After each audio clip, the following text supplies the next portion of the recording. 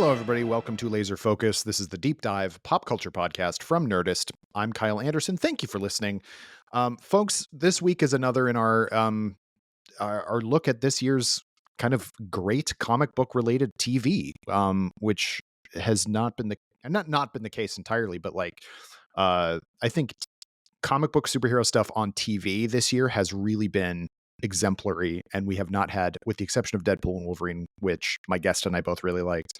Um, there really hasn't been much to get excited about in the film world. Maybe that'll change in the future. I think it will. But this week we're talking about the just finished The Penguin, the 8-episode mini series that aired on HBO and HBO Max. I will always just call it HBO Max. That bridges the gap between The Batman and The Batman Part 2. I thought it was an interesting idea. I did not expect it to be legitimately a great show. I was like blown away by it, which we will get into. Welcome back to the show to talk to me about all things DC as per usual. My friend and yours, Eric Diaz. Hey, buddy. Hey, how you doing? I'm good. How are you? I'm doing all right. So The Penguin, I was just, there was a lot of talk because obviously The Batman came out and was a big hit, kind of a surprise big hit. Yeah.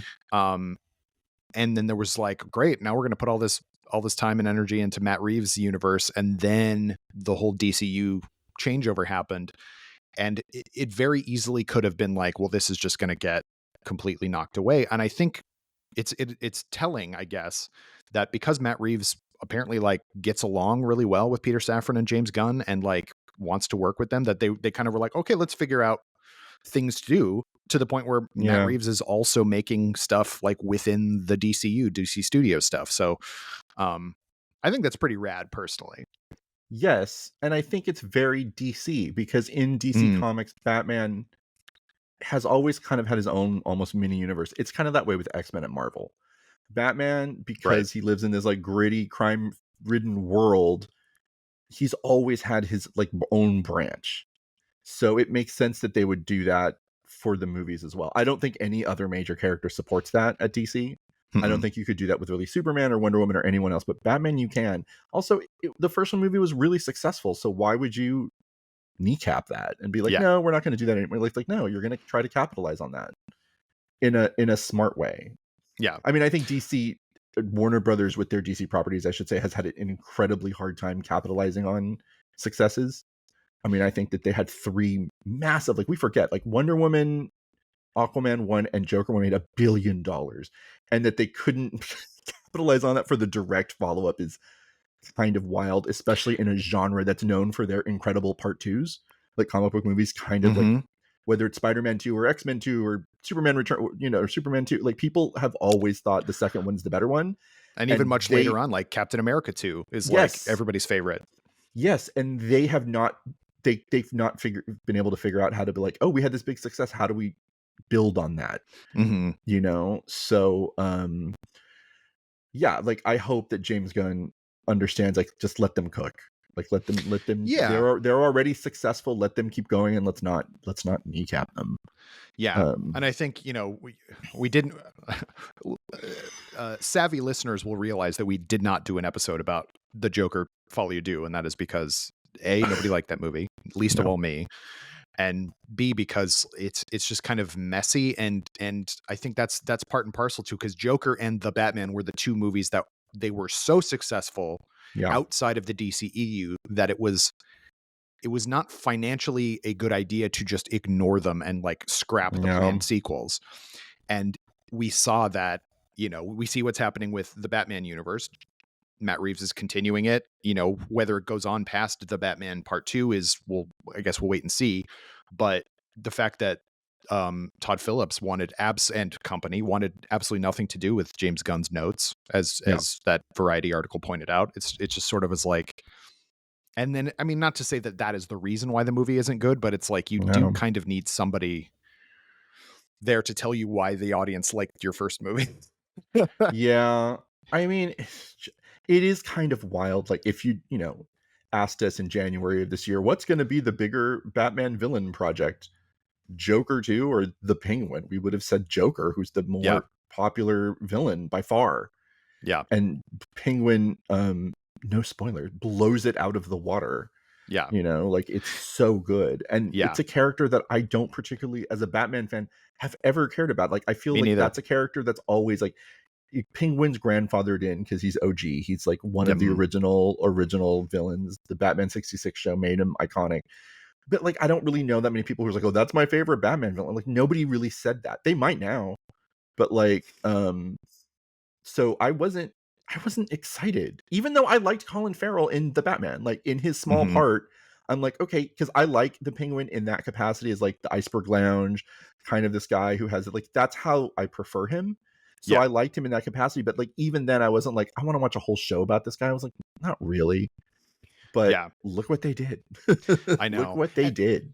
And that's like, I'm the same way with the Penguin. Like, I like his look. I think it's a very Mhm. iconic Silver Age look, or Golden Age, but Silver Age in my head is where most of it Yes. comes, and that's a lot of it comes from Burgess Meredith. Um, but then also, like, I didn't care. I really dislike, as a grown up, especially, I really dislike Danny DeVito's portrayal of the Penguin. Oh, you didn't, I yeah. think it's too like grotesque, which is very Tim Burton, but um, Yeah. and therefore, like, on the animated series, it was always like, oh, it's a Penguin episode. Like, I just never really cared that much. I Yeah. do like the recently by me watched, the Batman cartoon series from the early Mhm. 2000s. I did quite like the Penguin in that, because he's Okay. weird. He does weird stuff, and he's like a crazy, like hand-to-hand combatant who also just happens to be a weird little freak. Creature, Um, you know. but I think the closest that we gotten, I wrote a piece about this around the time of the Batman coming out, is the closest we got to that version of the Penguin before that, in my estimation, is the Arkham City game.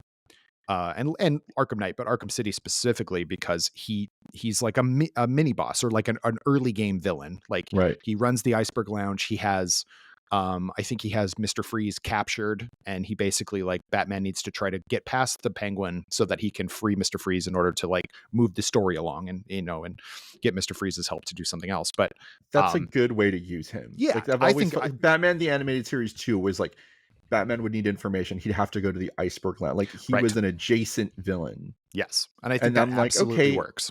that's how I was okay with him. But like I said, even then I was like, Penguin show, like 8 episodes of this guy. Like, well, Little did we know, what and do I know? yeah, What do I know? and I think, and it's another good, comparison to the Joker, is that they're both like gritty crime things, and Yes. they're very kind of, one literally set in the 70s, but the other one is very influenced by 70s crime movies and shows and things like that. Kind of, maybe actually more 80s, Yeah. but boy, did I not expect the Penguin to be as good as it is. Two, it to be as kind of straightforward crime narrative as it is. Yeah. And seven, I don't know, I just counting weird. For all the other characters in it to also be really good, because obviously we knew Colin Farrell was great as the Penguin under all that Right. makeup. Like, his performance in that first movie is really great. But not only is he great, but obviously, like, Kristen Milioti is great Oh as my Sophia god, come on. Falcone, He's and incredible. uh, um, I'll look his name up. The kid who plays Victor is also super good. Yes. Renzi Feliz And is really good. the woman who plays Oz's mom is Yes. also very good. Deidre O'Connell, who is an actress I have definitely seen in stuff before. Yeah. She's a Tony Award winner. So, I mean, that's great. But yeah, she's really great and gets more and more to do, and also is just better and better as the series goes along.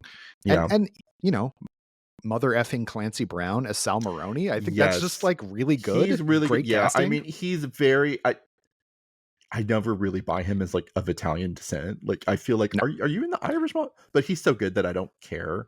Right. I'm like, oh, he's Italian. I'm like, all right, sure. But he's so good. If you can get him, get him. Let him play whatever. Yeah, I mean, and he's like, and obviously you get him because he's a great actor, but also he happens to be like DC kind of royalty. Like, He he's really is. almost up there with Mark Hamill and Kevin Conroy, just because he has played Lex Luthor for so long and in so many Yes. projects. Yes. He basically is the voice of Lex Luthor in my head. Yeah, to me too. Yeah. Yeah. Um, He's been like voice, like he does so much voice. Like he was, remember, he was Surtur in Thor right. Ragnarok. That's right. Like he has a great, crazy Mark Hamill-esque resume of voice Yeah. acting. 100%. And he's Mr. Krabs, obviously, Yes, yes. in SpongeBob, and he's done that for a Yeah. million years too. So, but What a anyway, great career. I was really like pleased to see not only him in the role and in the show, but like the fact that he gets a really good arc as well as sort of the kind of one of the secondary villains. It's a show full of villains. There's really no Yeah. heroes in the show. No, I mean, Vic, I suppose, comes Vic, closest I to guess, a yeah. good person. Like nobody really is, nobody else is really good in that way. It does remind me a lot, in a lot of ways, of Breaking Bad. It's like, I know that I'm watching a bunch of people that are not good people, and I'm sort of rooting for them on some weird level. Like, I mean, there's a lot of times when I'm like, I'm rooting for Oz to get away with things, and I'm like, why? He's terrible. And it was that Breaking Bad thing. We would do that on Breaking Bad with, Bryan Cranston. We would just be like, Walt, like, whoa, he's gonna get away with it. And like we would get like a little like thrill when he got away with it. And we're like, why? Like Yeah. he's doing bad things. And it's the same with this show. It's that same feeling of like, I shouldn't be rooting for this guy in any way. Certainly by the end of it, you feel guilty about having ever rooted for him in any way, Yeah. given, what he does. Yeah. So I didn't say this up top, but folks, we are going to spoil The Penguin if you haven't finished it. Yeah. Just be aware of that, and go watch it because it's all out there now and it's all really good. But we'll start a little slow and then talk about the end toward the end. But All right. just as a little warning. I think the casting is really excellent. I like the opening. Because you and I have read the comics, and if you have read the comics, you know the name Falcone, and you know that's a Frank Miller creation. Yes. So he's a much newer character. Sal Maroni is from all the way back in the 40s. Yes. But Falcone is Carmine Falcone is from much Batman Year much One. more recent. Yeah, from year like one. 80s. He's had an incredible shelf life as a character outside of comics, for a character that really was just in that story and Long Halloween. Yep. He's like in 2 major Batman stories, but he doesn't really exist outside of that. Mm-mm. And yet he's in Batman Begins. He's in, The Batman. I think he was in Gotham also. He's in Gotham too. Yeah. Also. Like they keep using him. Yeah. It's a great name though, too. That's probably why. Yeah. Carmine Falcone is great. Is a great gangster name. Yeah. And so, but anyway, so you see, Alberto Falcone, and you also see, Sophia. Sophia is going to be a main character, but like we know from having read that Long Halloween what Alberto is in the comics, Yes. and then the fact that Oz kills him in the first 5 minutes of the movie or the show is like, oh, I didn't see that coming, and then that really sets the whole thing in motion, where like he thinks he can just kind of waltz around and kind of take stuff up, and then he realizes like, no, people still don't care about him at all, and no one except his sister. Yeah. And I was really kind of surprised that they did that, obviously. And then, but it was a really like punchy way to start your show. Yes. It instantly got you hooked on like, oh, okay, they're going to go places. Cause again, we got screeners. So we got we got the whole thing early, and I planned, I actually didn't watch the first screener because again, I wasn't excited about the show that much. I then watched it when it dropped on Max. I was so hooked from that first episode, partially because I was so shocked that they pulled that thing with Alberto, and I was like, oh my God, what are they doing in the show? Then I proceeded to binge like the entire rest of that series. And I didn't mean to. It was just so good. Like one episode would like lead into the other, and I was like, I need to know what happens. Like what's going to happen in the show? And they did such a good job of creating like this kind of compulsive narrative, that it's no shock that like I think the ratings for each episode go up and up, like because it's that kind of a show. And I wasn't expecting it to be the Sophia. It's as much of her show as it is his. Yeah. Like, that she's incredible. Like her arc is so, and she is sympathetic versus, really Oz isn't. Like you do feel for her because of all the stuff that they put, she got framed for crimes she didn't commit and was sent to Arkham and essentially tortured. So it's like, oh, okay, well, I can feel for you in this sense. Oz doesn't have the same, he has a disability, but it's not. No. I think you notice too that he, like, in the Batman, I was like, why is he the Penguin? Like, I mean, I get that he doesn't really. I feel the waddle is way more pronounced in the show. Like, I I think don't so too. notice it I that think so too. much in the movie, and on the show, it's very much like, "Oh, okay. That's why they insist on calling him this," because I did not notice it that much in the movie. But in the show, it's definitely like they make it a point that he has this, clubfoot, whatever. Mhm. And I'm like, okay, that's why they call him that. Because I'm like, his nose isn't that like. I mean, you know what I'm saying? Like in the Batman, I didn't really get the Penguin nickname as much. Mhm. On the show, you do. Yes. Yeah, absolutely. And he has that kind of that scar across his face, which kind of gives him a little like beak resemblance a little bit, but it was Kinda. very subtle. But on the show, it's much more pronounced, and we even Yes. see one of the early episodes. He takes his shoe off, and you can see he actually has a Yes. very pronounced club foot. Yeah. Um, but yeah, I think it was Greg Rucka who said one time that um, that Oswald Cobblepot is smarter than Batman. However, he is so kind of insecure about himself that he'll never realize it. And I think that's a huge thing about this version of Oz that we've never seen Mhm. before. Also, we've never really seen that much of the Penguin before, but Yeah. um, that the fact that he is super smart and he does basically like the servant of two masters thing, or like, the Mhm. Yojimbo thing where he's playing both sides against each other, Yeah. between the remaining Falcones and the Maronis, and like he's trying to double cross all of them and everything like that. And it's a really smart kind of like, if it's basically like Game of Thrones if Littlefinger was the main character. Do you know what I mean? That's a good comparison. Yeah, it's very that. Where he's always got something going on. He completely betrays everybody, and it's Everyone. literally everyone, like with the Literally exception everyone by of, the end. Yeah. The one yeah, person I thought he wouldn't betray, he does. And I was like, you're a horrible person. yep, Like yep. there really is no redeeming quality to you. And we get that. I mean, in also the flashbacks to his Oh childhood. yeah. I think that was the big kicker, because like throughout the whole thing you can kind of be like, okay, he's kind of an underdog, but then you realize that even to the people that it seems like he's trusting with his like actual self, he's lying to them too. And Yes. like, he lies to his mother, and his mom knows it and just kind of lives with it, and it's like, oh, Yeah. it's so rough. And So like, dark. yeah, it's really, really dark. But yeah, I want to talk about Sophia, because like first of all, Kristen Milioti is great. I think she deserves an Mm-hmm. Emmy nomination for sure for Yeah. this.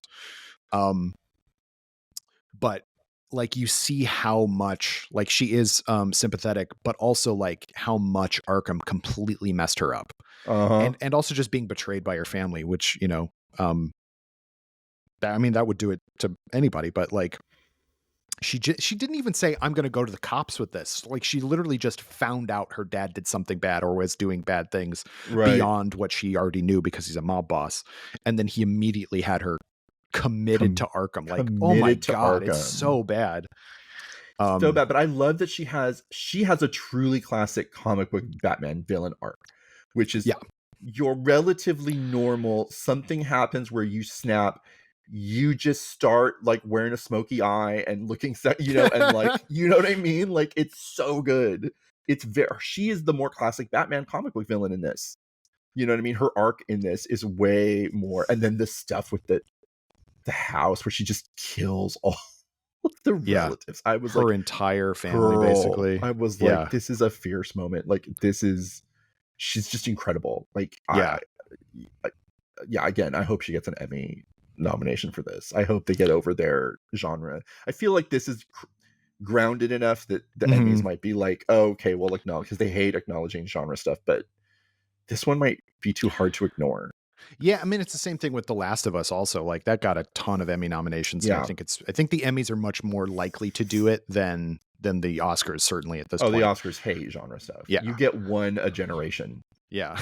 Pretty much. I And mean, they yeah, you got, probably count uh um Parasite as a genre thing. yeah, they probably do, I guess. Yeah. Like, but I Yeah. feel like we got one horror, like Silence of the Lambs 30 years ago, plus Right. years ago. Right. And Which still that's holds not up. just Just gonna, watched it again. It's still great. oh yeah. Oh yeah. I watch it every couple years. It's fantastic. And It's one of the like, perfect. Yeah. yeah. But like, you get one, and like, we could do a whole podcast. It's Yeah. hard for me to take the Oscars seriously anymore, because they have just decided like we will only nominate like dramas, basically. Yeah. Like, Pretty nothing much. else qualifies. Nothing, comedies don't exist. And I remember they were going to do that thing of like, um popular movie for a while. And I'm like, no, just, you don't have to do that. Just nominate things that aren't period dramas or, Yeah. biopics or, but anyway, tangent. But Yeah. Neither here nor she there, but yeah, she's deserves, excellent. she's so good. And you're absolutely right. She does have the like the traditional Batman because like she becomes much more flamboyant as it goes Yes. along. She becomes much more boisterous and kind of baroque, and it's in other words that begin with B. And she's like she has the hench people and like all this The stuff. hench And I think people.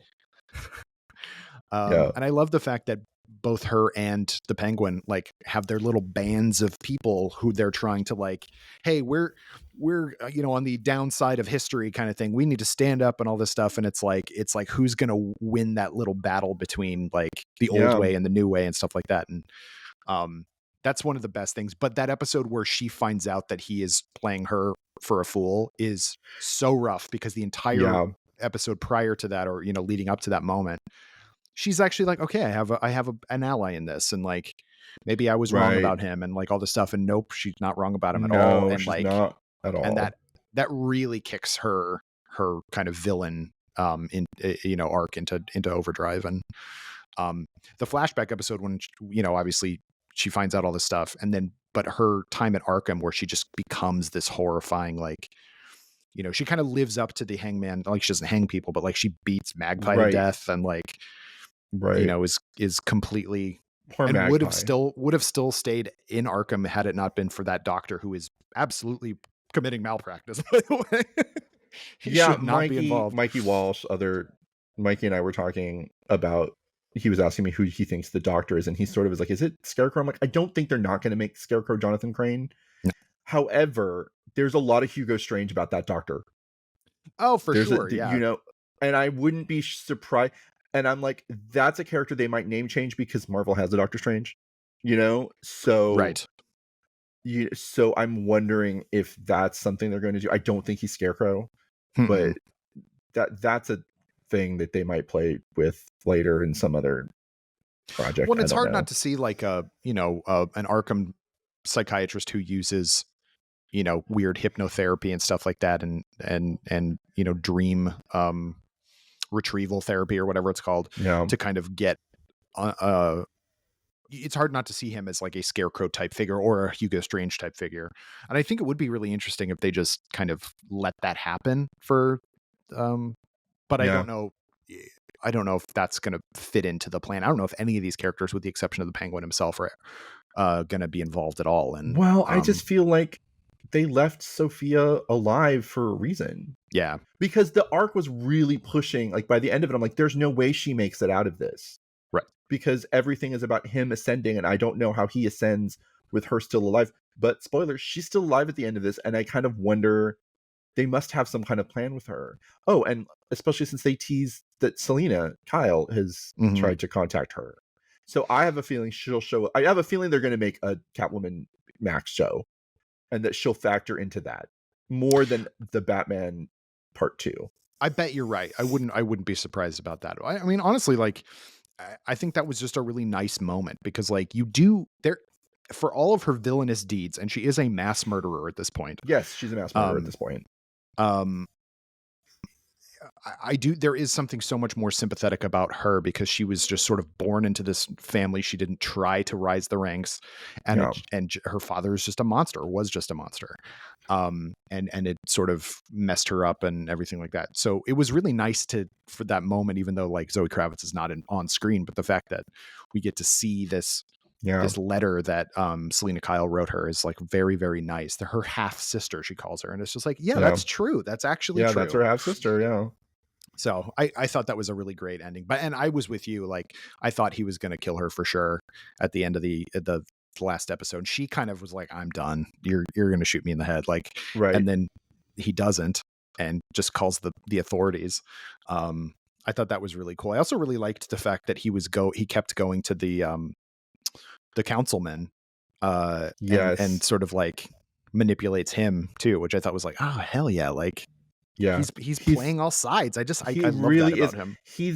I don't know how to describe him, which is like he's not smart in like a Batman way. Right. He's just clever in a survival way. Like he knows how to play all of these sides against each other. Like it's that kind of street smart. Mm, But like he's not smart. You know what I mean? Like yeah. it's crazy. But like God, yeah, he's very phenomenal in this. And yeah, I really wasn't expecting her to survive. And I was expecting Vic to survive. So that was, Right. and so many people I know who are watching it right now in real time, like they're like thinking he's gonna kill him, right? And I remember not thinking that at all. Like I just thought, no, that's the one piece of humanity. Like this kid reminds him of himself. He's loyal. He's not gonna do anything to, like, there's no reason at this point. And when he did, I was just like, God damn you. Like you are a truly terrible person. And this show has been telling me that you're a truly terrible person. And I just ignored it because I kind of liked the father-son dynamic that they had. Yeah. Well, I You think, know, the Jason uh, Todd dynamic that right. they I was had, going to say, because he's you very shouted out Jason. that it's a very Jason character, and other people have pointed that out now too, Yeah. that he feels very Jason-y. And yeah, he's such a good, like, Vic is a good man. He's a good character. Yeah. And the fact that he even sees anything worth, like, being loyal to with Oz is kind of testament to both his, like, character, but also his naivety, because, like, Yeah. but then once you see that flashback episode where you find out that Oz as a child, like, completely let his brothers just drown, Drown in the because they were sewers. kind of mean to him. Like, Right. and then because he's a mama's boy and wanted to be, Yeah, he have wanted his all the mom all to attention. himself. And the fact that he thinks she didn't know it, but then we find out from that other flashback that she absolutely knew it. And that other mobster was just like, what do you want to do? Like, I could take him out, sure, but, like, Yeah. what would you rather me do here?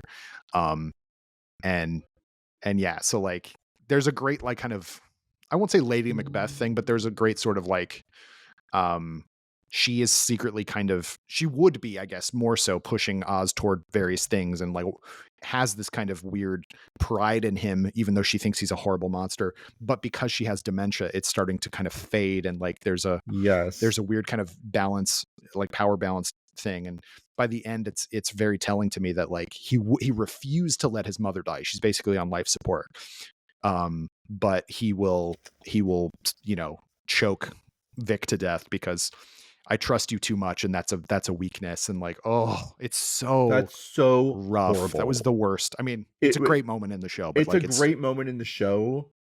Um, so Mike Walsh, other Nerdist writer for the everybody knows listener, Mikey. everybody knows Mikey. He just saw it, so he was behind me, and once he got to that moment, he was just texting me. He's like, "Fuck, like, I don't know how Yeah, many yeah, U's," and I'm like, "I know."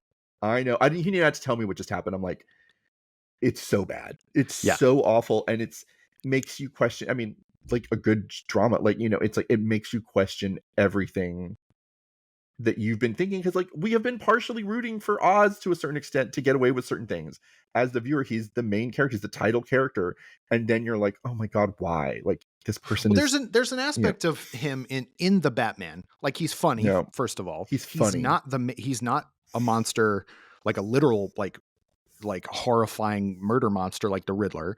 He's not a just criminal evil guy like Falcone.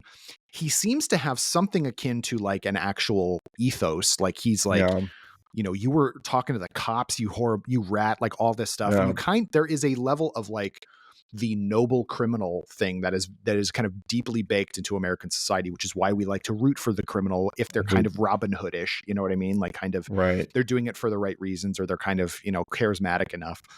And then early on in the show, it's sort of the same thing. You kind of, like, you already like him, you see how smart he is and how he's kind of playing all these things. And even though it's all about selling drugs to children, like, Yeah, it's selling he does drugs to not a good kids. thing. No, which, by the way, Sophia is also completely on board with. Absolutely. Absolutely. It's Like, it's not like she's not down with, like, let's, no, these weird made up drugs. no, You know, no, nobody's um, hands are clean in this whole show. no. Um, Which yeah, I thought was going to be an impediment to me enjoying it, because I don't generally, like, I've never finished The Sopranos. Like, there's, even though I know it's good, like, right. objectively I know that it is good, but I have a hard time with, like, mafia shows where I'm don't have anyone to root for. Mhm. Do you know what I mean? I Strangely absolutely enough, when I don't have that problem when it's in a fantasy scenario, like vampires, no problem. But when we're talking about like things that hit too close to home, like real criminals right. who murder people and rape people, I'm like, I don't want to root for these. So that's kind of why I wasn't that excited about getting into the show in that way, because I'm like, I don't want to root for these people. But like, it forces you to kind of pick a side. You know, you're kind of like, who's worse, really? You know what I mean? Like, definitely Oz is worse than her. You know, so you end up siding with her, even though she also sells drugs to children. Yeah.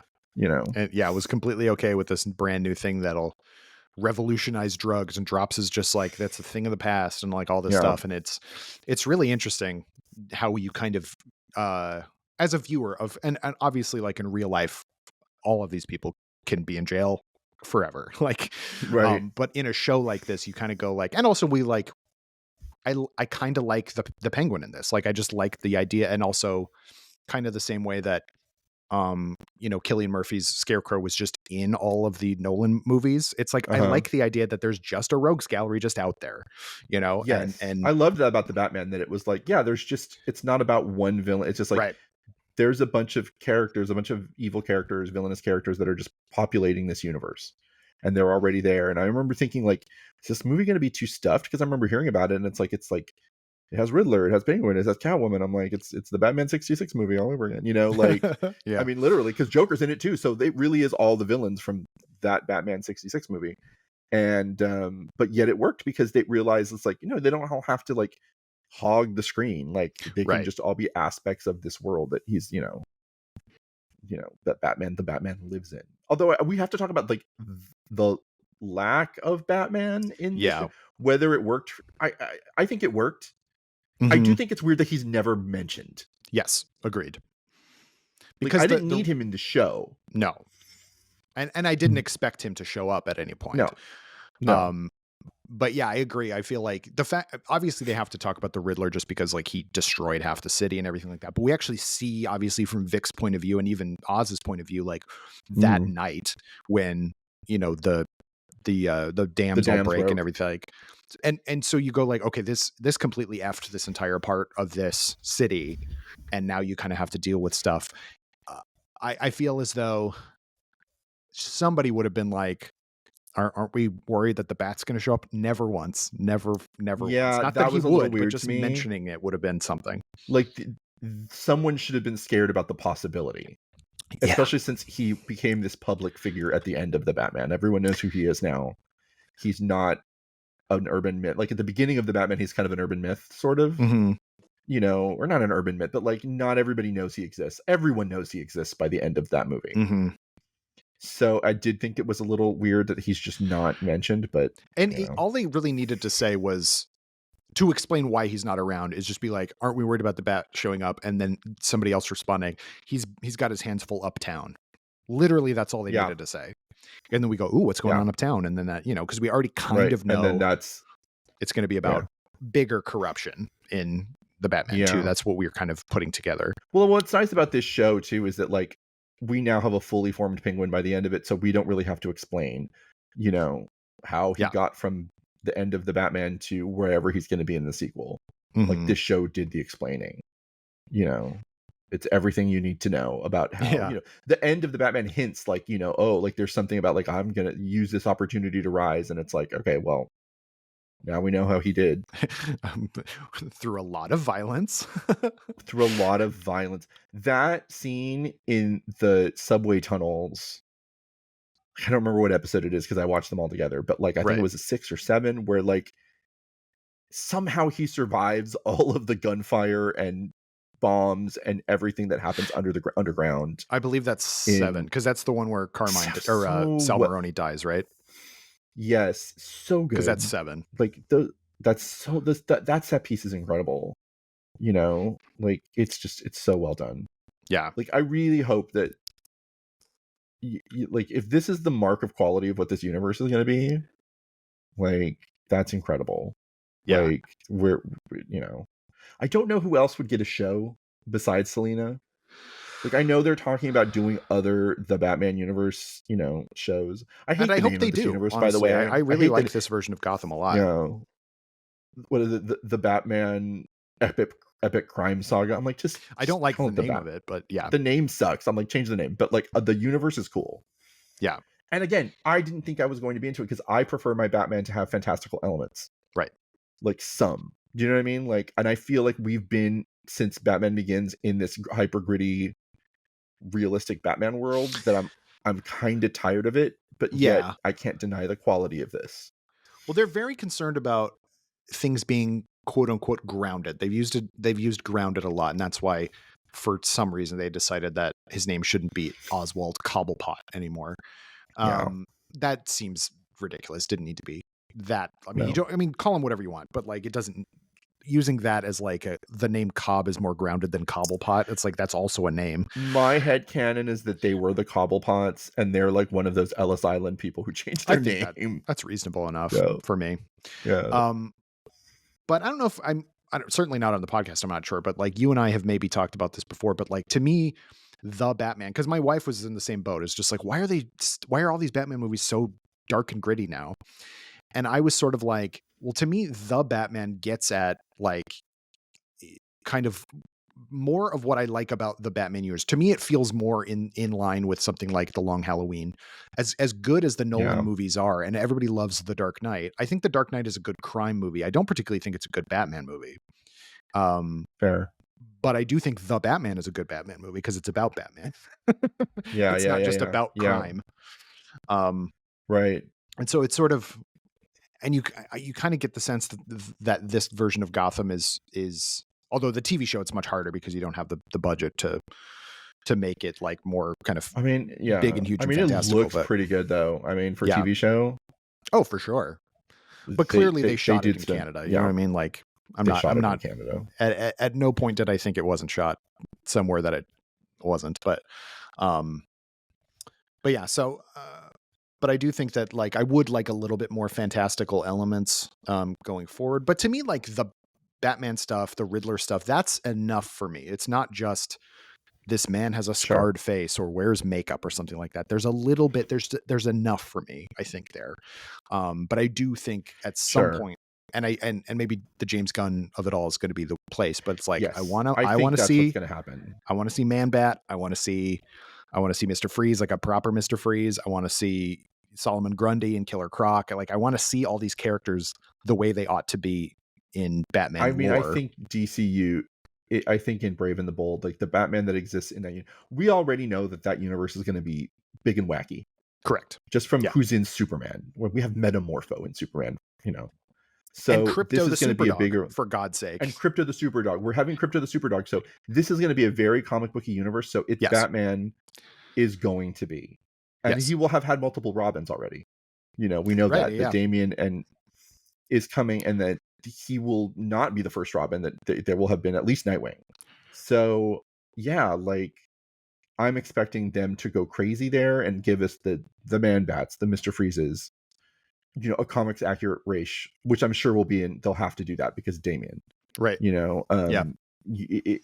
That's as long as I know that that's something that is going to exist.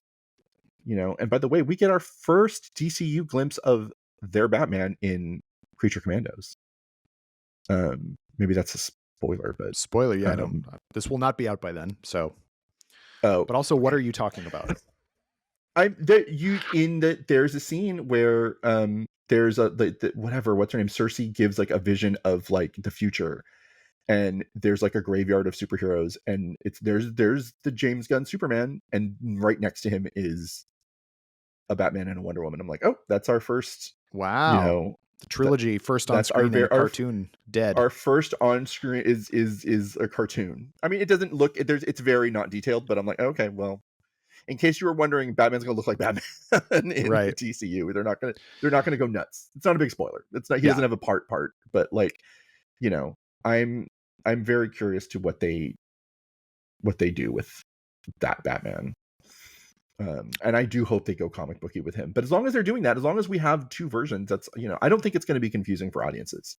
No, like I think Batman is the one character that's so big and so established in like pop culture that people will get that there's two versions of him. Yeah, I mean, I don't even know if you could do that with Superman. I don't know, probably not. I mean, that's why Superman and Lois is ending pretty much. Like they're like, we don't really want multiple versions of this Mhm. character right now. I don't think Batman gets special, you know, permission to kind of do all kinds of versions of himself.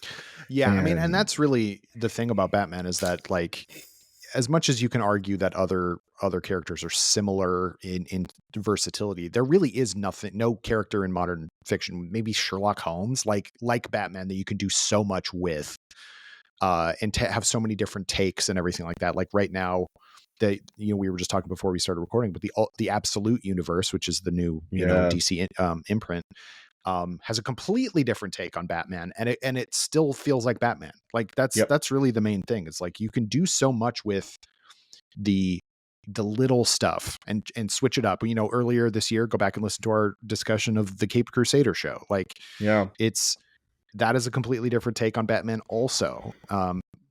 But it still feels like Batman, and I don't hmm think you can really do that with a Superman. Like a gritty Superman or doesn't make sense, Spider-Man or or Spider-Man. any Yeah. of the other major characters. Batman is somehow the most malleable superhero that you can kind of do whatever you want with him in a weird way. That they're all valid. Like Adam West is as valid as Michael Keaton is Christian Bale. Do you know what I mean? Like they're Hmm. all absolutely different takes on this character that don't feel like any of them are doing it wrong, you know? Whereas with Yeah. certain other characters, like you cannot, you, there's immutable things about them. Superman is like that way. I think people don't even like the slightest change when it comes to Superman. People will debate him not having underwear like ad nauseum. Nobody cared when Batman stopped having underwear. Like it wasn't like a thing. Mm-mm. Like it's just not people like pointy ear, short ear, whatever. They're all Batman. Superman, Spider-Man is this way too. Spider-Man is like people get very, very weird about. He has to very specifically, at least the Peter Parker version has to specifically be from Queens and this and that, you know, and like he can't marry Mary Jane. Some people who feel strongly about that because he can't win. He's not a character who can Mm. win in life. You know, like there's very, very specific feelings about like what is the you know absolute perfect version of those characters. Batman, I think, is more freedom, like for Yeah. whatever reason. You know, like Batman Brave and the Bold, the cartoon was running the same time as the Dark Knight came out, the Dark Knight Right. trilogy. Like, and it wasn't nobody at like Warner Brothers DC was like, oh no, we can't have brand confusion. You know, like it's just not Batman special that way. Well, and even like, we talked about the Batman law or whatever they called it back in the animation. Like Batman was the sole character who could be on two shows at once. Everybody else Yes. had to be like, that's why Robin couldn't be on the Batman until after Teen Titans ended. Yeah. But there could be two completely unrelated versions of Batman on Justice League and the Batman. And it didn't, Yeah. nobody cared because you Nobody need cared. that character. I wonder if there's something just about how Batman is inherently like mythic and iconic in a way that, and also just like the well-roundedness of Gotham City. You said it at the beginning of the podcast that like his world is so robust that it feels separate or can feel separate from the rest of the Yeah. DCU the same way that the X-Men does. And I still feel that's completely true. And you can do some really weird stuff with the X-Men as well, but I do think that Batman is even more malleable than the X-Men in that Oh yeah, sense, yeah, yeah. because Yes. all you really need is a city and weird criminals and a guy who dresses like a bat, and like you from there, and who doesn't kill. That's the biggest thing. I found a quote from Denny O'Neil from like the 70s or the early But a 80s where lot he of was people just love like, Michael. Yeah, love Michael God, Keaton Batman, and he kills. Hey, you know, spoiler definitely warning for it. He kills people. I mean, he doesn't go out of his way to kill people. right. I wouldn't say, but like if they die, he doesn't blink. Mm-mm. You know, if they die by something that like you know he's inadvertently the cause of, he does not lose sleep over it. Right. Um, and I don't think anyone would say Michael Keaton's Batman isn't really Batman. It's like no, he is. Um, But but weirdly enough, like his version of the Joker, like the Tim Burton the Joker, it's like, well, it doesn't really feel like the Joker that much. Like it looks like the Joker, but it's like, nah. yes, And kind of yeah. some of the other Well, villains also, like they don't really feel like, but like I any of the four no of 90s those movies. Batmans. No, I mean they don't really. Certainly with Tim Burton, he wanted to use Batman iconography to tell a Tim Burton story. Correct. Yeah. That's what he wanted to do. I don't know that Joel Schumacher had that kind of foresight. He just was like, I'm told to use these characters. And I don't Right. really know. Like I'm told Right. that these are going to be toys and that they, you know, Right. um, but Speaking E- of, I'm e- going to show you the Riddler, the Jim Carrey Ooh, Riddler toy that I have. for the Batman Forever Riddler. I just rewatched Batman Forever. I know I you love Bat. love, I I know you do. unabashedly love. Do I think it's great? Absolutely not. But No, it's, well, no, it's not good, but it's great. That's the way I think about it. Like it's very silly, but it's not as like cloyingly stupid as Batman and Robin, and it's not as like grim dark as Batman no. Returns, which Yeah, you don't any like that one, and I I love really that don't one. like Batman Returns. I'm like one of the few people who prefers Forever to Returns. Yeah, I have to admit I watched because I a lot of people who are younger than me love Batman Forever, and I was like, am I being mean to this movie? Let me rewatch it on Max, and I decided I was not being mean. That I really don't, and a lot of it is because I hate Tommy Lee Jones's. I do not like Well, him in that. that was the thing. Like I didn't really know Two-Face that well before that movie, and then like because that and the animated series were coming out around the same At the time, same or time, and so it was just like, oh, this is just a different version of Two-Face or whatever. But and it was maybe younger. I was too young to care that much about different right? interpretations, but now I kind of see that. Like I'm like, well, yeah, that is not what Two-Face is like. But Yeah, they kind of tried to out like Jim Carrey is channeling Frank Gorshin, and weirdly so is Tommy Lee Jones, which doesn't make any Tommy Lee sense. Jones, I think, is trying to be Jack Nicholson. Like he's just like Oh, just maybe, yeah. yell and wave your hands around and be goofy, and I'm like, no one told him that this is a different character, and what does he care? R.I.P. Richard Mall, who is the best Two-Face by far. Oh my god, by far. I think at the time I remember I have a very visceral memory of going to see Batman Forever in the theaters, and I was Me like too. 1920 for me. So I remember telling my friend, I was like, how is it that the kids cartoon, the all ages cartoon that is running right now is better? Like that gets these characters in like this deeper way than this 200 whatever $100 million movie. Yeah. Well, I mean, You know, the comics obviously did it first, but like that yeah, cartoon took the characters seriously in a way that yeah, they hadn't been taken seriously before, and that has trickled all the way down to the Penguin, which is like it could not be taken more seriously no, as a concept, and these yeah, characters, and like almost in everything that you read about people talking about, having made the show, they just call him Oz. Like they never talk about they him as never the call him. Penguin. No, which I sort of wish they would at least a couple of times. I mean, I think Yeah. they do. Yeah, other people call him that. I wonder if we're going to get him embracing that at some point. Like, Oh, I hope so. I think now that he's on top, like why not? Like do it. why not? Like, use the slur that they used against you. Yeah. I would love to see him because I loved him in the movie The Batman. The first time we see him at the Iceberg Lounge where he's wearing the white suit, I'm like, that's him. Yes. That is the Yeah. Penguin. Like that's Right. what I wanted him to be. I would Well, love we it get a if. hint of that. We start Hmm. getting him we see him holding the top hat. Hmm. And I'm like, put it on. I I know. was like, all he needs now is like a stupid umbrella gun, which I could see him having because he's ostentatious. Like he has, he loves Yeah. flashy things, and cars that Mm. attract attention to themselves, and like he would have an umbrella gun. Yeah. Like I could just see that. I want there to be some sort of like mayoral event that he goes to. Because obviously we know his fingers are in the political sphere now. Yeah. Where he's wearing like the black tuxedo jacket, but the purple pants and the orange waistcoat and everything like that. Like I want that look, that classic, like, Yeah. boss tweed look for him. Not that I need it. Like if they don't do it, fine. But like They don't do it fine, but I would love to see it. Because we've seen him in like, gangster mode. Like we've seen that. I would love to see him try to be a little more like respectable. It would make more sense with him than like the Riddler. I can't imagine the version of the Riddler from this movie's ever being like, I'm going to wear a green suit. No.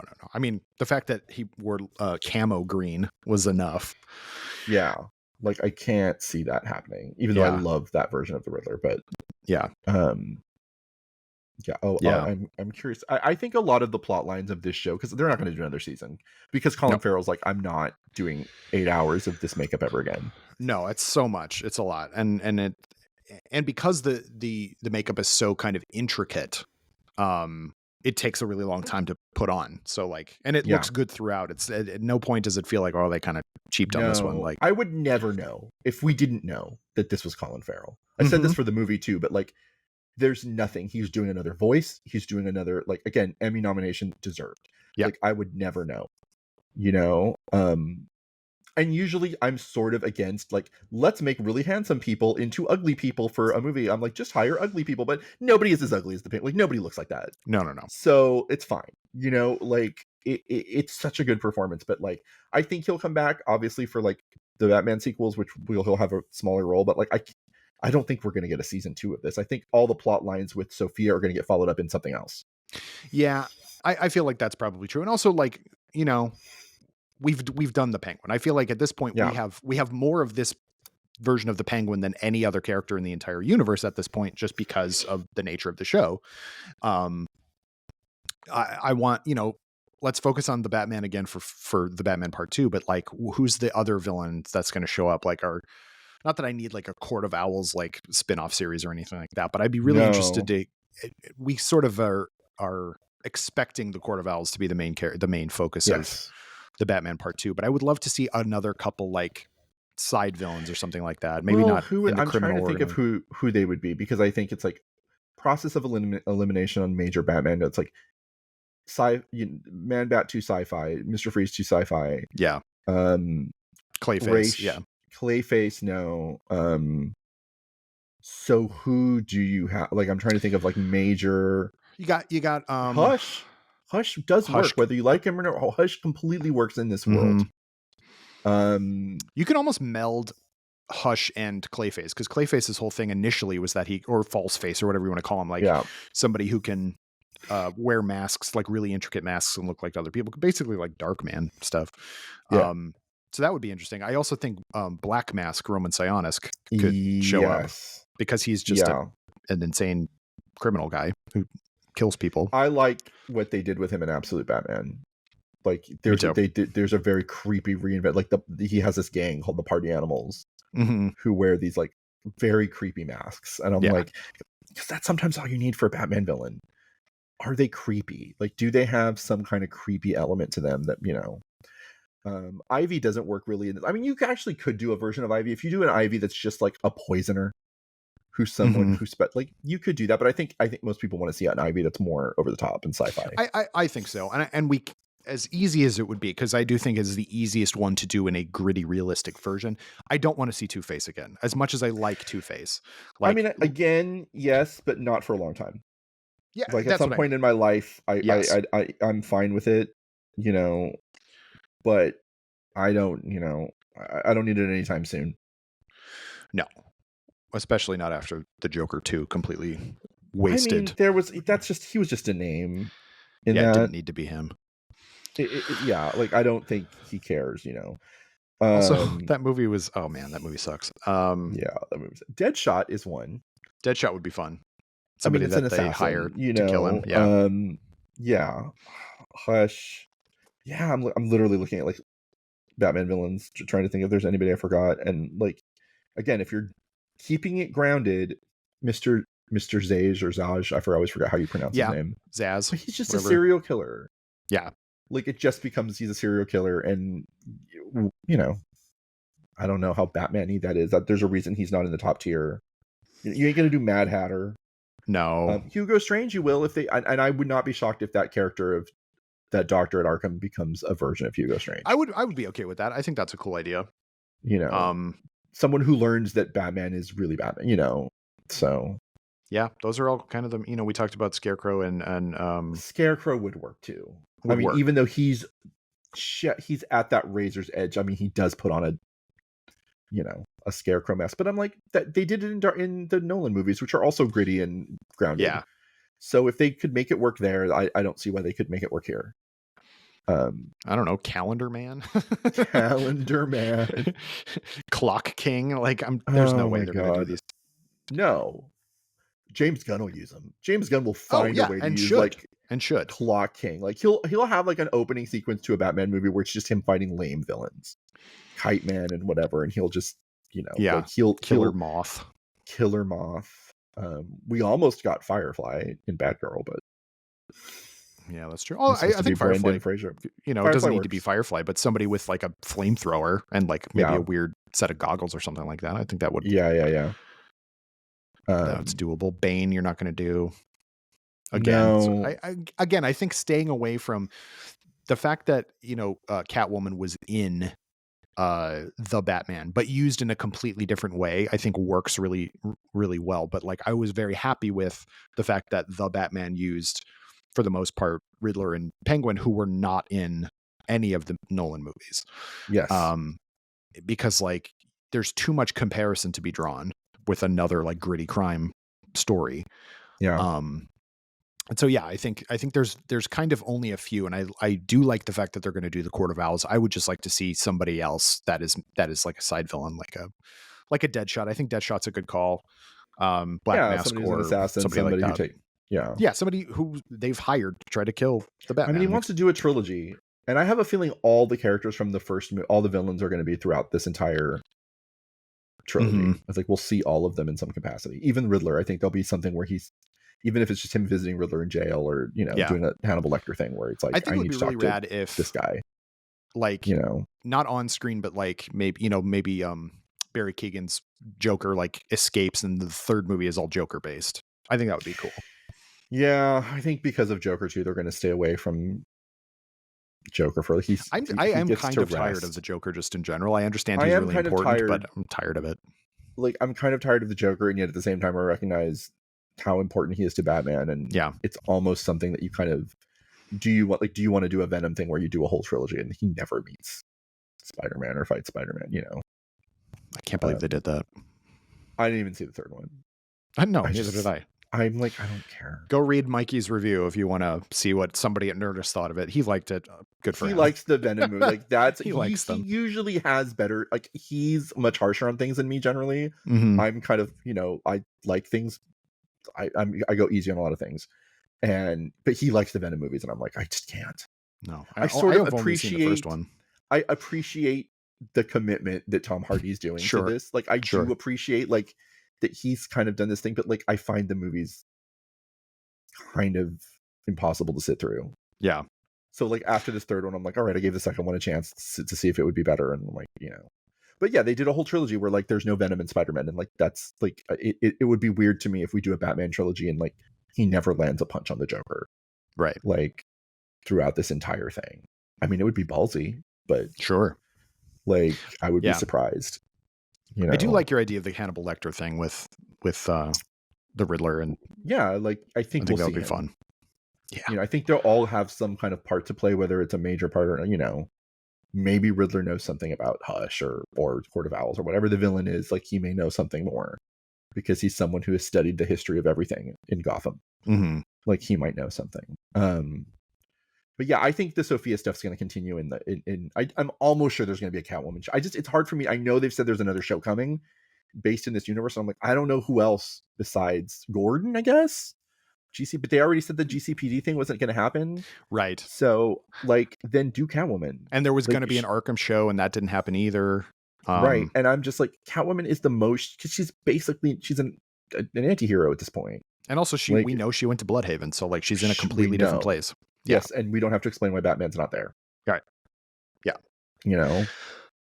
And it would be great because Zoe Kravitz's version of Catwoman was great.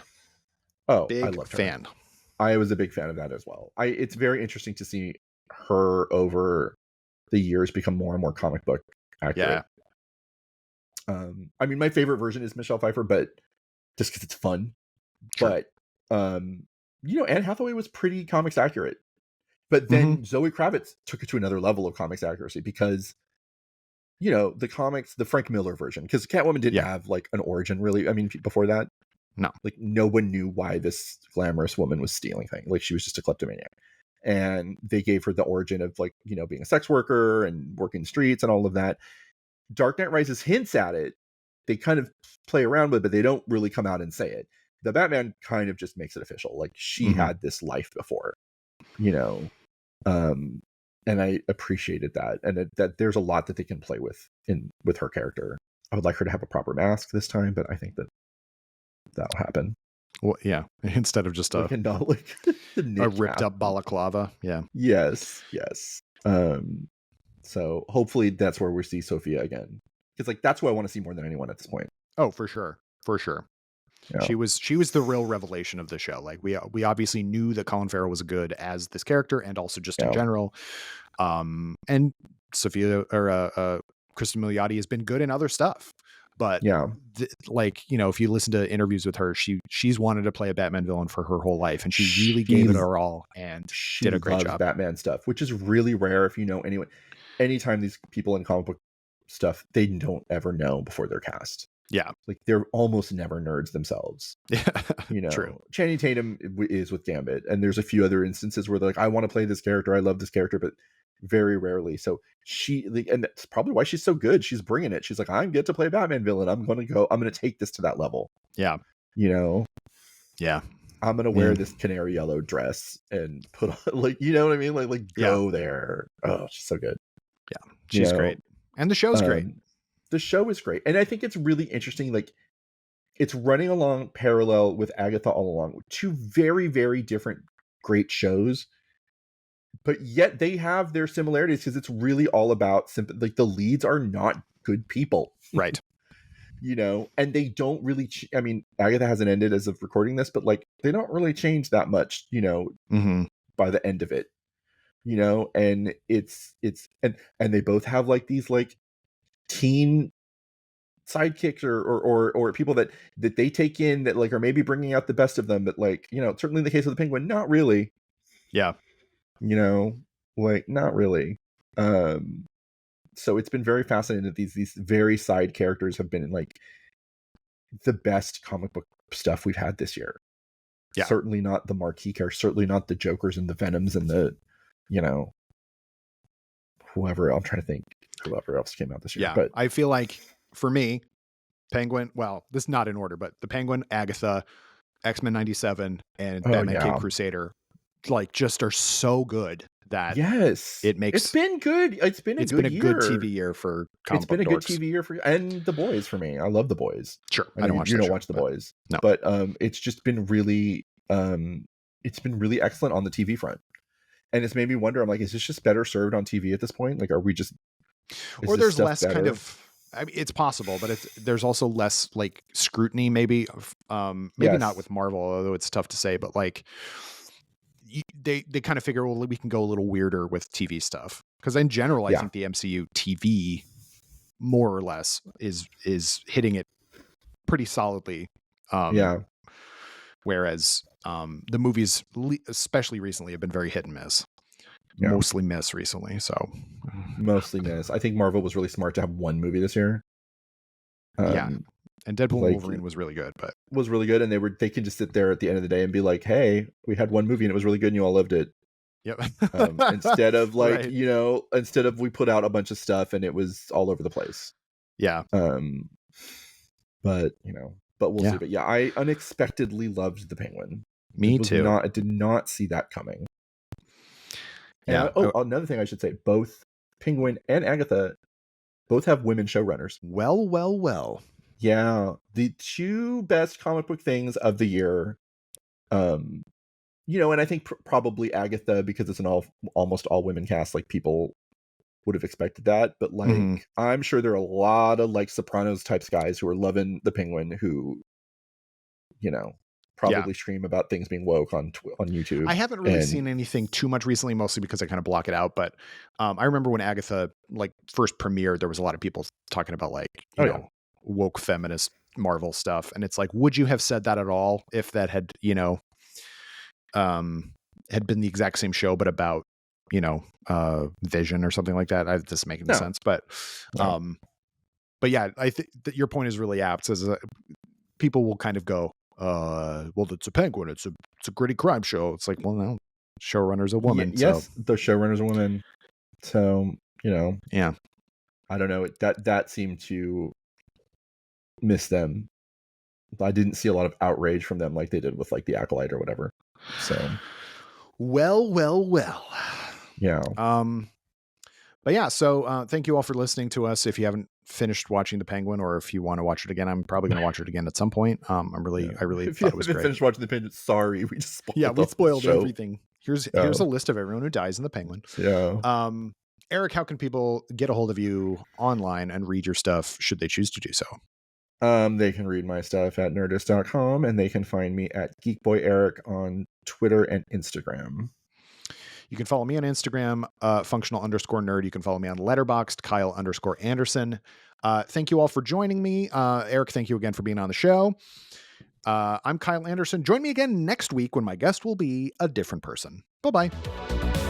Laser Focus is a production of Nerdist Industries and Legendary Digital Networks. It was produced, edited, and hosted by me, Kyle Anderson. For more, visit nerdist.com.